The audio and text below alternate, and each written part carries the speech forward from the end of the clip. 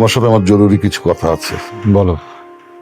আমি জানি তুমি আমার কথার কখনো অবাধ্য হবে না, এও জানি আমার কখনো যদি দুঃসময় আসে তুই আমার পাশে থাকবি।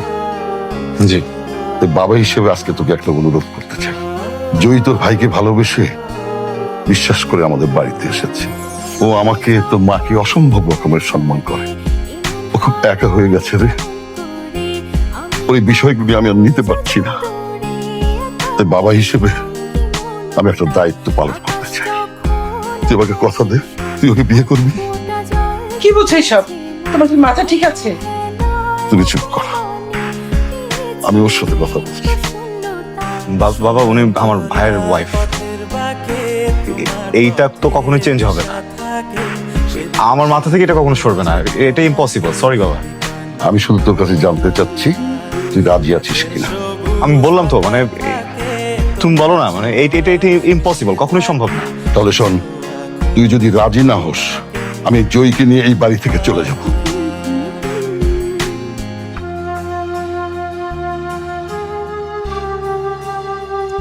আমি জানি আপনি আমাকে কোনোদিন ক্ষমা করতে পারবেন না। আমার কারণে আপনাকে এরকম একটা সিচুয়েশন ফেস করতে হচ্ছে। আমি এটাও জানি যে আপনি কোনোদিন আমাকে ওয়াইফ হিসেবে মেনে নিতে পারবেন না। না পারাটাই তো স্বাভাবিক। আপনার জায়গায় অন্য কেউ হলে হয়তো একই জিনিস হতো। আমি আপনার কাছে কখনো ওয়াইফের মতো আবদার করবো না। আপনি আপনার লাইফ যেভাবে ইচ্ছে সেভাবে সাজাতে পারেন। আপনার যা ইচ্ছা আপনি তাই করতে পারেন। আমি একটা মেয়েকে অনেক ভালোবাসি, রমি। আমি আমাকে অনেক ভালোবাসি।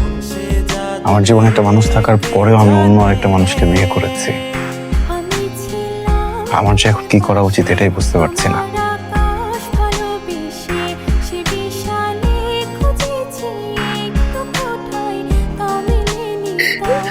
আমি তো বলতেছি সম্পর্ক থাকবে না।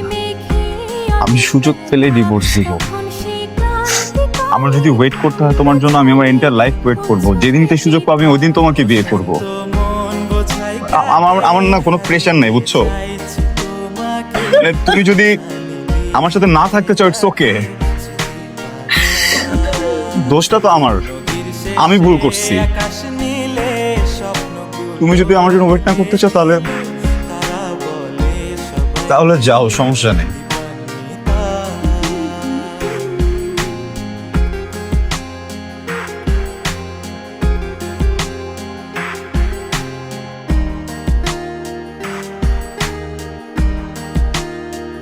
আসসালামু আলাইকুম বাবা। রুমের এসি কাজ করছে না। ড্রয়িং রুমে গিয়ে এসিটা ছেড়ে সোফায় ঘুমিয়ে পড়বি। আমি যখন সকালবেলা এসে জিজ্ঞেস করব এখানে শুয়েছিস কেন, তুই বলবি ঘুম এসে গিয়েছিল, শুয়ে পড়েছি। সরি, বুঝলাম না বাবা। বেতন যা।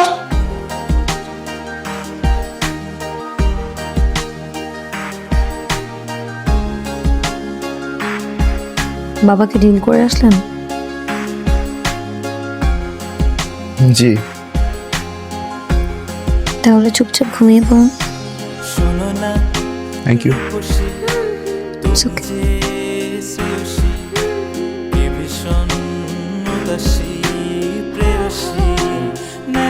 It's okay.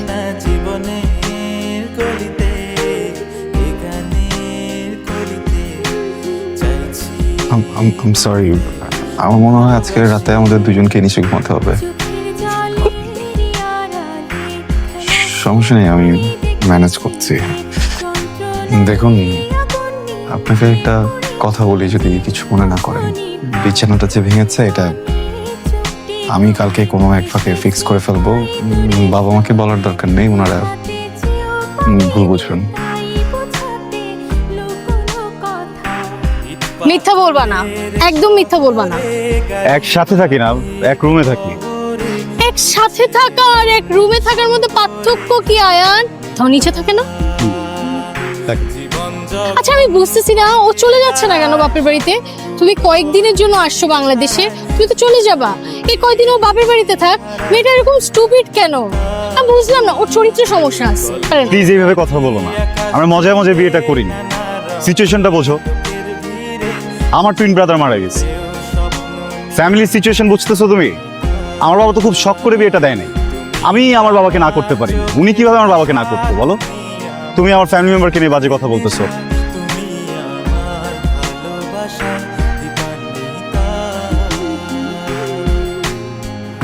এক্সকিউজ মি, জয়। আপনি প্রত্যেক দিন কেন এখানে এভাবে অপেক্ষা করেন বলেন তো? হ্যাঁ, আপনার মতো খেয়ে দিয়ে শুয়ে পড়লেই তো হয়, তাই না? আপনি এখানে থাকেন, এটাও তো আসলে বাসার কেউ দেখলে এখানে ঝিমানোর তো কোনো মানে হয় না, হয়? জি হবে না তো কি করবে? বিয়ে করেছো, এখন সংসার গুছাবো, তা না? কি শুরু করেছো তুমি? এটা কোনো কথা? এটা কোনো সিস্টেম? সরি বাবা। এখানে তো সরি বলার কিছু নেই। সংসারটা সুন্দর করে গুছাবে, কিভাবে ভালো থাকবে সেই চেষ্টা করবে, তা না? রাত করে বাসায় ফেরো। তোমার বউ ঝিমাবে না তো কি করবে? ও ভদ্র ঘরের মেয়ে, এই জন্য ঝিমায়। ফাতলা টাইপের মেয়ে হলে ঘরে গিয়ে ঘুমাতো। কি ভাইজামি শুরু করেছো?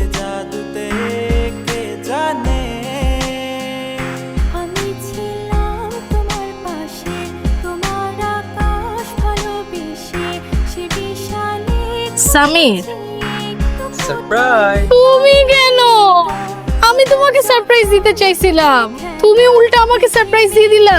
আর তুমি যে আমাকে নিয়ে এত প্ল্যান করছো, এতেই আমি অনেক সারপ্রাইজ। এটা নাও, অনেক খুশি আমি। আজকে তো তোমার বার্থডে ছিল, আমি সারপ্রাইজ প্ল্যান করেছিলাম। তারপর আজকে তোমার বার্থডে। আরে বার্থডে আমার অনেক আসবে, সারপ্রাইজ অনেক দিতে পারবা। এই যে তুমি আর আমি একটা রিলেশনশিপে গেছি, তাই না? কিন্তু এটা তো কেউ জানে না। অ্যাটলিস্ট তোমার আর আমার ফ্রেন্ডরা তো জানতে পারে। দেখো, আমি নজর জিনিসটা অনেক বিশ্বাস করি, তুমি জানো। আমি চাই না তোমার আমার সম্পর্কে কারো নজর লাগুক। আয়ান, তুমি এখানে? আমি এখানে এটা পরে বলতেছি, যেটা জিজ্ঞেস করছি এটা উত্তর। এই কেউ, তুই এভাবে কথা বলতেছিস কেন? একটা মেয়ের সাথে কিভাবে কথা বলতে জানোস না? বের হ এখান থেকে।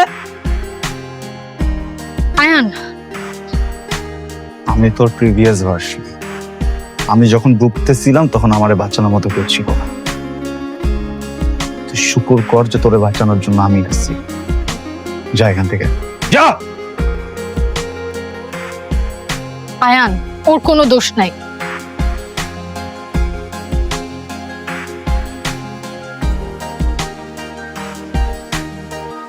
আপনাকে দেখে মনে হচ্ছে আপনি ড্রিঙ্কস করে এসেছেন। এক তো এত রাত করে বাসায় এটা কিন্তু আপনার শরীরের জন্য একদম ভালো না।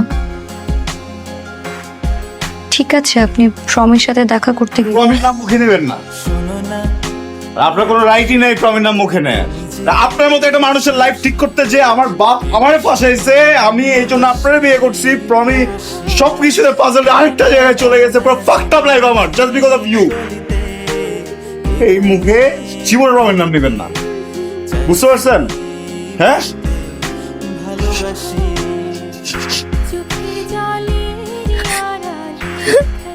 আপনার ফ্যামিলি আমাকে জোরপূর্বক আপনার সাথে বিয়ে দিয়েছে। আমি তো একবারও বলিনি যে আমি আপনাকে বিয়ে করতে চাই। আমি আপনার ভাইকে ভালোবেসে বিয়ে করেছিলাম, কিন্তু সে তো আমাকে রেখে চলে গেল। তার মধ্যে আপনি আর আপনার ভাই দুজন দেখতে একদম একরকম। এখানে আমার কি দোষ? আমি কি কাউকে কিছু বলেছি? আমি কি আপনাকে কিছু করেছি? আপনি যেভাবে চেয়েছেন আমি তো সেভাবেই থাকছি। তারপরেও আমার দোষ, সবকিছুই আমার দোষ। ঠিক আছে, আমার সাথে তা থাকা লাগবে না। আমি আমার মার বাড়িতে চলে যাচ্ছি। আমি কি আপনাকে ডিভোর্স লেটার পাঠিয়ে দেবো? এই লিসেন, সরি, আমি এইভাবে রিয়েক্ট করতে চাইনি। সরি, আসলে আমি নিজে একটু ভ্রান্ত, আর আজকে আমি একটু আপসেট। সরি, আর কখনো হবে না। কোনোদিন করবো। Please don't Cry, please.